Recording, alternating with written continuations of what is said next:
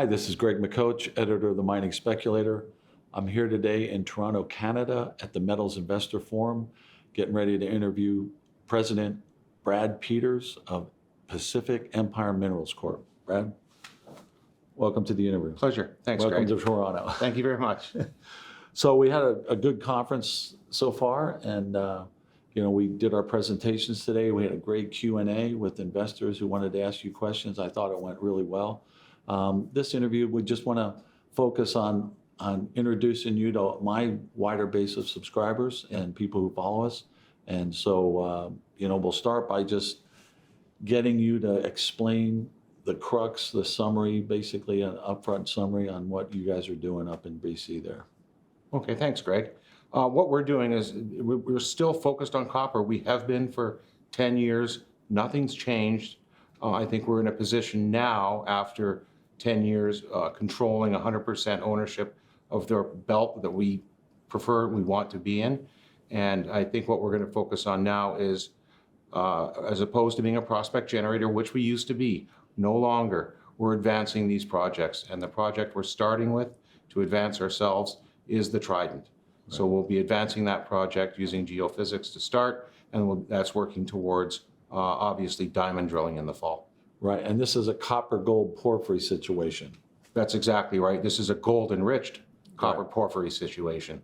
We really focus on, and I have to be looking always for copper systems with gold. That's it, yeah. And you got some big players right on the trend up there. And from my perspective, what really got my attention was that in this terrible market we're dealing with, your stock got beat up well beyond what it should have and presented an amazing contrarian opportunity, in my view, for investors to get in at low levels with something that, with drilling that's coming up this summer and fall, I think the odds are that you're going to have some success that's going to get the market's attention based on the previous drilling that already has opened the door for us, right? So I'm very excited about the fact that we can buy in at such a low level as contrarians. As you know, in this market, in these junior mining stocks, you're either a contrarian or a victim, as Rick Rule always says, right? Exactly. And I'm saying, hey, pay attention, right? Buy these things. When these low-priced stocks, I say, look, first of all, we need to know, is the company going to survive? Well, in my view, no chance you're going out of business with a Dave Elliott company and his partner owning 40% of the shares, right? I've made a lot of money with Dave Elliott over the years, and that's a good base to start from. And now with what's going on, we're waiting for the market to come to us, but you're ready to rock and roll. You're going to be drilling, and I'm thinking we're going to have some results that are going to get the market's attention. I think so, and I think our companies have to be like the investors in positioning themselves to be ready for the turn.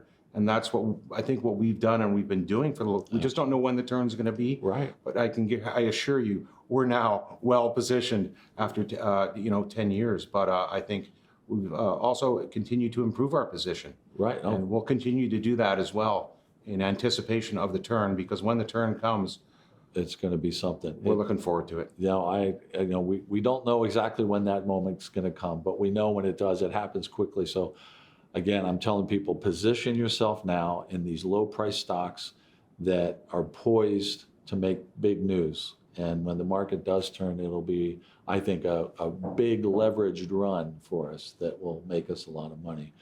And, overall, I think the story of how you acquired your projects, how you got 100% control of them, both the Trident, the flagship project, and the Pinnacle, which has some very interesting, results in and of itself, right? Why don't you explain that a little bit more? I think that, like I said, when Paul Johnson, our senior advisor, identified in 2014 really what was driving the property, we had optioned the property and we had to give it back. Unfortunately, it was a very expensive property, rightly so. But once he identified the significance of it, I made sure I kept in touch with the owners. Every year, I'd either go visit with my dog, we'd show up. They're nice people too. Yeah. And I think one of the things that helped us was when I was much younger in 2007, I found visible gold in outcrop on his property, and I gave him the sample. Yeah. I don't know how many geologists would do that. Right. But I always kept a good relationship. I knew I wanted the property back. I also know that I wasn't the only one. It was a serious surprise to a lot of people when, even before we press released it, that I was able to get that property, get it back. I had phone calls instantly that morning. Yeah. How'd you get it? How'd you get it? Yeah, kudos to you. And I said, how'd you know? And they said, well, I've been watching the mineral titles. Right. And I said, oh, really? And he said, well, everybody's been watching it, right? Right. But I think that we just had a relationship, and like his wife said to me, you're the only one we trust with this property, right? Wow. And like she said, this is our baby. Yeah. And it literally was. This was a property Colin had found right out of university. Yeah. And he had to canoe in, and he did a great deal with Falconbridge. He was able to buy an airplane with the deal he did with Falconbridge in the 70s, right? And he had a lot of ground in this area. Like, he was the man in this area. Right. But this was his baby. Yeah. And after 50 years, it was very hard for him to see it. He didn't want to see it go. And I was really the only person that was able to sort of come in and give them some assurance that they would at least have a royalty on the property. Yeah, no, that's great.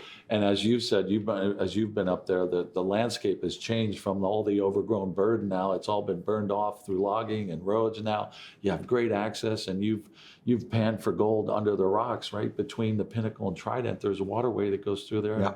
You've panned for visible gold, and placer gold is there, and it's all coming from that Pinnacle side, right? You know, when I was, interestingly enough, when I was younger, I went to a Society of Economic Geologists conference, the one in Keystone, actually. Yeah. And I saw a talk, it was top 10 keys to finding a mine. Yeah. And one of them was, if you find visible gold, especially on a copper property, don't give up. Yeah. And I found visible gold in outcrop on the Trident, found it in the river in between. And I've also found it in drill core on Pinnacle. Yeah. So this is an area where there's a lot of gold. And the lesson I take from more experienced geologists from Society of Economic Geologists is, don't give up. Right. Like, just keep persevering. And every time I do, this is one of the few properties the only property I've ever been involved with, where every time you keep persevering, the property seems to get better.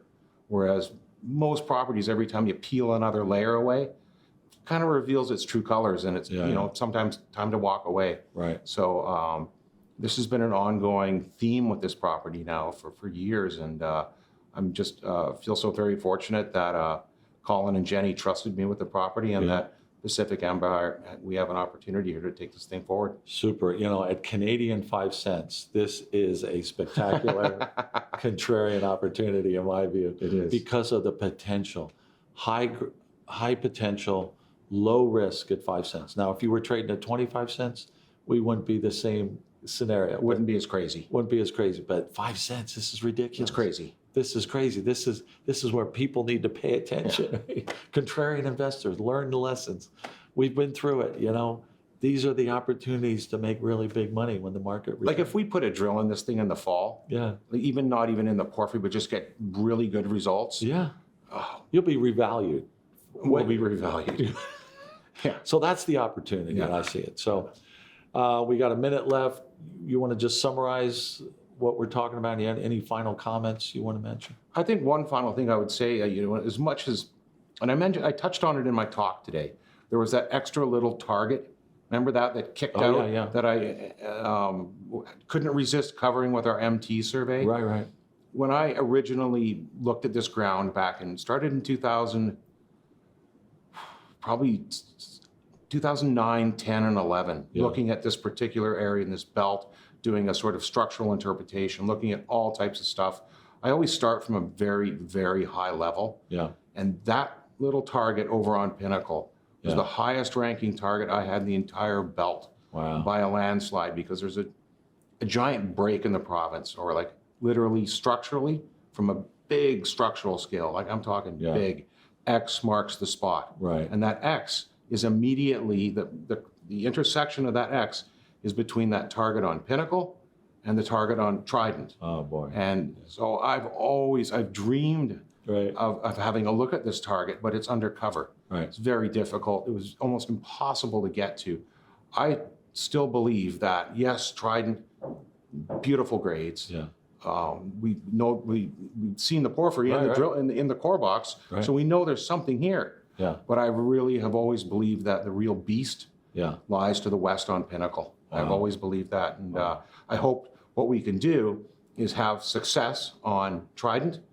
And then if we can do that, then sky's the limit, I think, on Pinnacle. Yeah, because you'll have the money to go after it and get We'll have the money to do whatever we want. This is Yeah. not an expensive area to explore. And if there's one thing I've learned about porphyry systems, they come in clusters. They do. Like in Kamloops, British Columbia, for example, you've got the New Afton mine. It's a money maker at 1 gram, 1%, Yeah. right? But then there's the Ajax mine Right. and the Afton pit. So there's three mines there. Yeah. These porphyries, these alkaline systems tend to come in pockets and Yeah. clusters. And I would love to see that maybe 1 or 2 more of these things. Yeah. Well, it's an exciting time for Pacific Empire so. Minerals Corp. Brad, Thank you very always much. a pleasure. Greg. Appreciate Yeah, it. glad you're as here. well.